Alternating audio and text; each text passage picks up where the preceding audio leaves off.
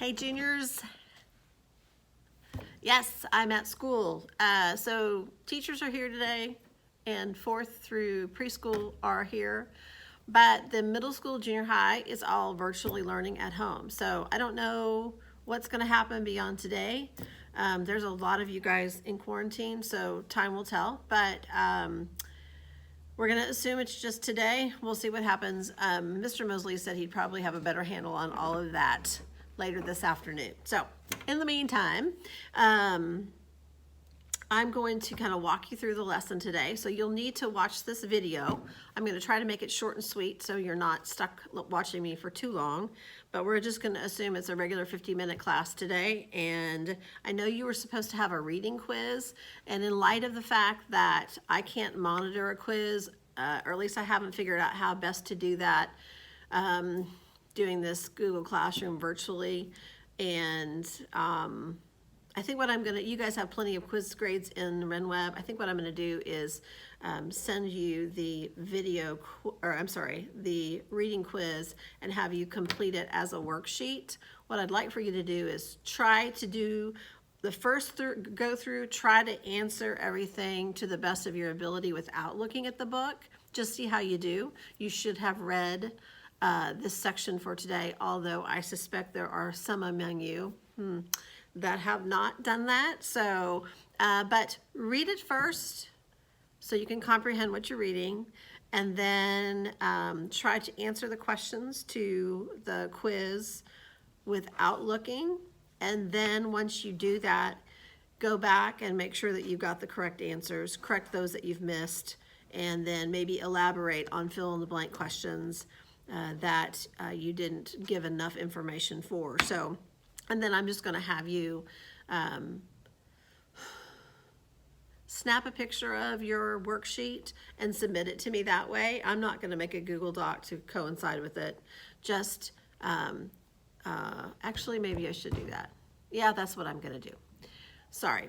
So I'm going to send you the Word doc, and then I'm going to create a Google Doc as a Google Doc answer key. So you'll write your answers on the Google Doc answer key and submit it to me that way. So we'll navigate this. It'll be okay. All right. So I am going to, let me look in here real quick. Okay. I'm going to go ahead and do my lesson, and I'm going to send you the PowerPoint. And so what you'll need to do is open up the PowerPoint. You'll see it underneath the instructions. Open it up, minimize the box so it's a small box on your computer. When you open up my video, you can click, I think it's called mini screen or something like that. In the right hand corner of YouTube, there's a box within a box, a square within a square, and if you click on that, it'll make it a miniature video, and then you can look at my PowerPoint presentation at the same time that you are watching my talking. Okay, so if you want to wait till I'm done with the lecture today to fill in to try to answer the quiz or the worksheet, you can, because I'm going to be talking about the chapter. So let's go ahead and walk through this. So we are on Thomas Jefferson's presidency, and that is discussed in chapter 6, section 3. And Thomas Jefferson, as you know, was called a Democratic Republican. Eventually, they ditched the name Republican and stuck with the name Democrat. Sometimes you'll hear the Democratic Republicans referred to as Republicans. But they are really more effectively going to be called Democrats down the line. So at this point in history, we've had George Washington, John Adams, and now Thomas Jefferson. Washington and Adams were considered Federalist, as under the Federalist Party, and then Thomas Jefferson was considered the leader of the Democratic Republicans. He was more of a states' rights guy versus a big federal government, and he is going to become president and alter the way things are done in the presidency. It's kind of interesting how this is coinciding with what we're seeing in the presidential election right now. Before I dive into that, you'll notice in your PowerPoint there is a PowerPoint picture of the first 5 presidents. I refer to them as the founding father presidents because each of these men played a pretty critical role in the founding of our country, in the American Revolution, the founding documents, the Declaration of Independence, the Constitution, and whatnot. And so it's George Washington, who served for 2 terms. John Adams, who served for one term. Of course, George Washington had been the commander of the Continental Army during the American Revolution. He had served as the president of the Constitutional Convention. John Adams was the voice for independence. Thomas Jefferson, the author of the Declaration of Independence, a very critical person in those early years. And then James Madison, who was the father of the U.S. Constitution, becomes president after Thomas Jefferson. Jefferson serves for 2 terms. James Madison serves for 2 terms. And then the final founding father president, which we'll talk about Madison and James Monroe later. James Monroe was critically wounded at the Battle of Trenton, one of the few people actually shot. He survived. He goes on to become president. And so the 6th president is John Quincy Adams. And while he was alive during the American Revolution, he was just a child, so he is not considered part of the founding father presidents, at least according to me. So, excuse me. Let's talk a little bit about how Jefferson became president. So there's a picture of Thomas Jefferson. He served from 1801 to 1809, so he was the first 19th century elected president. The section that you read is titled Altering the Course, I think. And so Thomas Jefferson is going to come into office and shake things up. He doesn't like the way that Adams did things. He believed that George Washington was terribly manipulated by Alexander Hamilton. And so he wants to change the way the world perceives the presidency, and he wants to change a whole lot of things about it. So, but before he becomes president, there is this huge problem that arrives. The way the Constitution was originally written, whoever gets the most votes wins. Whoever gets the second most electoral votes becomes vice president. In this case, there were several presidents running for president against John Adams, among those being Aaron Burr and Thomas Jefferson, and a few other people. John Adams, excuse me, I'm sorry, got 68 delegates, I believe, and then Aaron Burr and Thomas Jefferson, who were both running under the Republican ticket, or the Democratic Republican ticket, they both got the same number of electoral votes. They got 71. And what was supposed to happen was that the delegates were supposed to apportion a certain percentage to Jefferson and a certain percentage to Aaron Burr so that they would become the president and vice president. But something happened. There was a miscommunication, or perhaps somebody didn't want Thomas Jefferson to become president. I don't know. But they tied. And Aaron Burr all of a sudden decided that he didn't want to be vice president. He wanted to be president. And so a fight ensues within Congress. Another part of this election is that the Federalists are going to lose massive numbers of seats in the House of Representatives. So not only are they losing the presidency, they're also losing a lot of political power within the legislative body. But the current House of Representatives that was predominantly Federalist are the ones that get to choose the next president, because they are still holding their jobs. They don't lose their jobs until the next year. The election happens in November. Back then, Congress was seated in March. And so the current Federalist Congress gets to vote on who's going to become president. That's what the Constitution says. If no single candidate receives a majority of the Electoral College, then it goes to the House of Representatives, where each state gets to vote one time for who they want to be president. And so I think in this case, the Federalists were trying to figure out which was the worst of two evils. They didn't want Jefferson and they didn't want Burr. They wanted Adams, but there was nothing they could do about that. And so they voted, I think I wrote this down. I believe they voted 36 times before finally there was a break. The way the Constitution is written is that each delegation of each state has to vote unanimously for the candidate. So in the state of Arkansas, we have 6 members of the House of Representatives. 4 members of the House, 2 members of the Senate. And so in this situation, if there is a toss-up election between Biden and Trump, or neither one of them get to the 270 that is required because of all of this insane election fraud and everything going on. This isn't the first time this has happened either. The same thing happened after the Civil War during Reconstruction. Almost an identical situation where you have an entire state's election in dispute. And a committee was formed in the House of Representatives to try to determine the winner between Benjamin Harrison and I don't remember who the Democrat was. Anyway, so the House of Representatives chooses, and so each state, like in our case, there's 4 members of the House of Representatives. All 4 of those people have to vote unanimously, and then our state casts their vote. So they all have to be in agreement. If they're not in agreement, they can't cast their vote. So they have to decide. And so that's the way I understand it. So what happened in this case is that after the 36th vote, Alexander Hamilton, who hated Thomas Jefferson, hated Aaron Burr even more. He decided to throw his weight into the game, and he encouraged a member of one of these state delegations to abstain from voting, therefore upsetting the apple cart and giving one more vote to Thomas Jefferson than Aaron, actually withholding a vote for Aaron Burr. And so on the smallest of margins, Thomas Jefferson becomes president of the United States. Aaron Burr becomes vice president of the United States, but he doesn't want to be vice president. He wants to be in the room where it happens, as they say in Hamilton.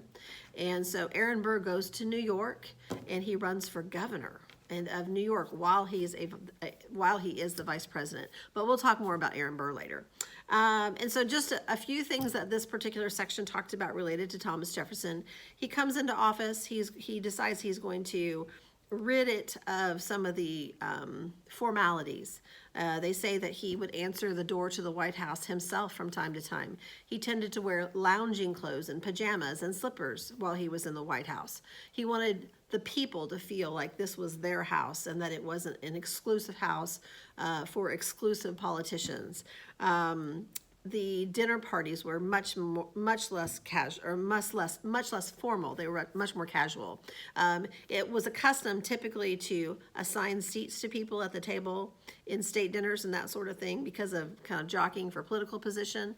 Jefferson said, we're not going to do that anymore. We're going to have buffets and everybody can sit where they want to. That seems like a small thing to us, but that was a really huge transition in the formality of the presidency. And actually, Jefferson's wife had passed away. I think her name was Martha as well. And so he had asked Dolly Madison, who was not Dolly Madison yet. I don't think she was Dolly Madison yet. Perhaps she was. Anyway, Dolly served sort of in the function of a first lady when he entertained and that sort of thing. Remember, Jefferson and Madison are very, very close friends. And so Dolly was there oftentimes when there were dinners and that sort of thing to entertain people and kind of run the show, which was not Jefferson's forte. And so he tried to minimize things or make them less formal. Let's see here. Something else of importance to note from this chapter is that the power of New England is beginning to wane. I don't know that there's another president other than John Quincy Adams that is elected from the New England states for a long time, maybe even until John F. Kennedy, who was from Massachusetts. Anyway, Virginia becomes kind of the political stronghold. And so of the founding father presidents, 4 of the 5 were actually from Virginia. So George Washington is from Virginia, Thomas Jefferson, James Madison, and James Monroe are all from Virginia. So Virginia is a very influential state in the early founding of our country. Probably one of the most famous things Jefferson is known for is the purchase of the Louisiana Territory from Napoleon. Basically, the way that I understand the story is that American diplomats were serving in France. Napoleon had a failed attempt to take back one of the Caribbean islands. I believe it was Haiti. And it was unsuccessful. And in the blink of an eye, he suddenly decided he didn't want to empire build in the West anymore. He wanted to focus his attention to Europe, eventually to Russia. And so he had all of this land in the middle part of North America very sparsely populated by French people.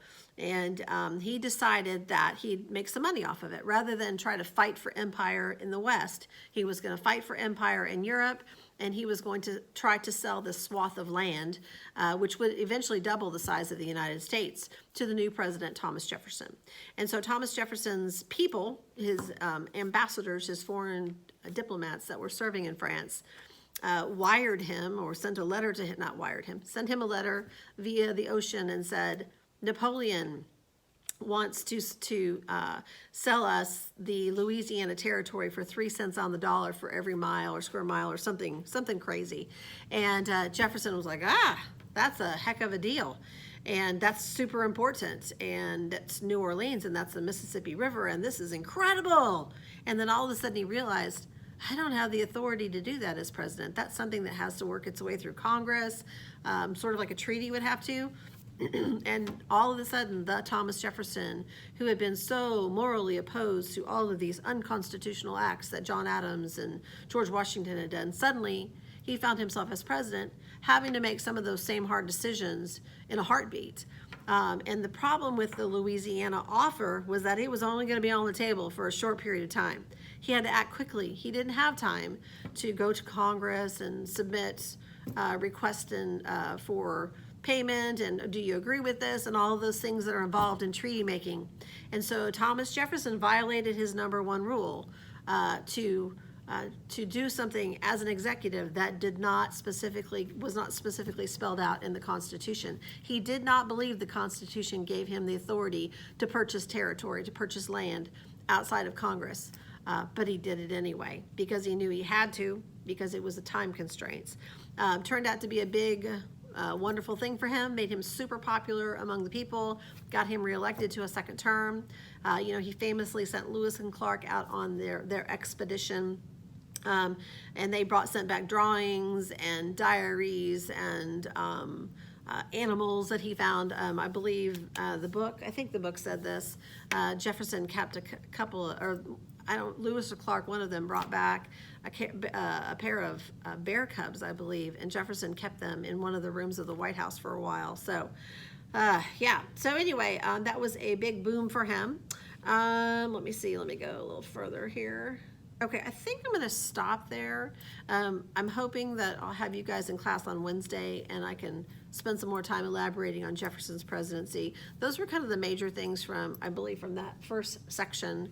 Other things, we'll talk about Jefferson's second term. I will say Thomas Jefferson did not enjoy being president. He longed to be back at Monticello. I think he liked the idea of being president, but he recognized it was a lot of time constraint and a lot of pressure. And he didn't like not being liked. So making hard decisions was hard for him. I was going to say something else about him. Oh, as his second term approaches, which we'll talk about on Wednesday, he begins to develop severe migraine headaches. And he can't seem to shake them. And I don't know if it was old age, if it was stress, if it was loneliness for Monticello.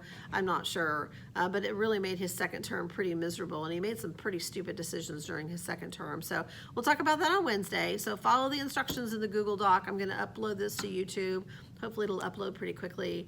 And have a fantastic day. See you tomorrow. See you Wednesday. See you whenever. We'll find out. Bye.